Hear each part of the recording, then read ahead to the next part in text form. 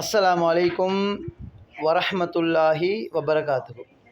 அன்பார்ந்தவர்களே, கண்ணியத்துக்குரியவர்களே, வறுமையை உண்டாக்கும் சில செயல்கள்.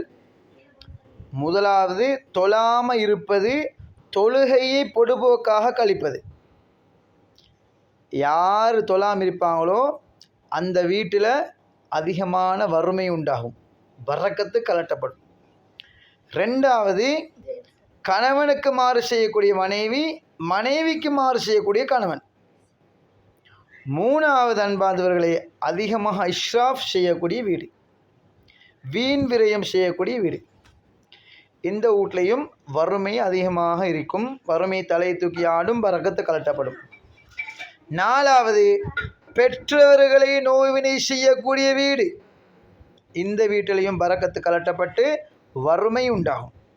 அதே போன்று அன்பார்ந்தவர்களே, கண்ணியத்துக்குரியவர்களே, எந்த வீட்டில் அதிகமான பாவங்கள் நிகழுமோ அந்த வீட்டிலையும் பரக்கத்து கலட்டப்பட்டு வறுமை தலை தூக்கி ஆடும். அதே போன்று விபச்சாரம், எந்த வீட்டில் விபச்சாரம் அதிகரிக்குமோ அந்த வீட்டிலையும் பரக்கத்து கலட்டப்பட்டு வறுமை உண்டாகும். அதே போன்று அன்பார்ந்தவர்களே, கண்ணியத்துக்குரியவர்களே, எந்த வீட்டில் குப்பைகள் அதிகமாக உடுப்புகளை நிறைச்சி போட்டுக்கொண்டு பிங்கா கோப்பையை கழுகாமல் வைப்பாங்களோ, வெகு நேரமாக பிங்கா கோப்பையை திண்ட சாப்பாடு பிளேட்டை கழுகாமல் வைப்பாங்களோ இந்த வீட்டிலையும் பரக்கத்து கலட்டப்பட்டு வறுமை உண்டாகும்.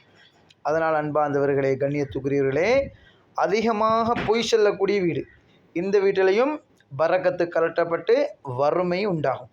அதனால் இந்த செயல்களை விட்டும் அல்லாஹ் எங்கள் அனைவர்களையும் பாதுகாக்க வேண்டும். ஆமீன்.